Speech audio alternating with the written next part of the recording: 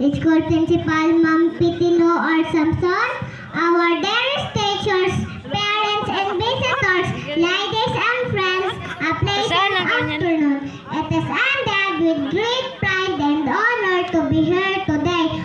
On behalf of Kindergarten Class 2024, I would like to thank our beloved teachers for their job that led us to finish line of our kindergarten journey. Thank you so much for having made our learning with so much fun and enjoyable experiences we had. As one saying goes, people will always remember the first and will forget the rest. But for me, every single experience in my kindergarten will always be remembered.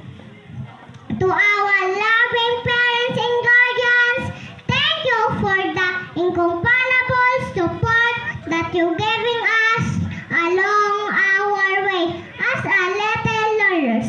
You are the ultimate reason why we are here today, flying kisses for them. To our beloved Malatawan Elementary School, thank you for providing us the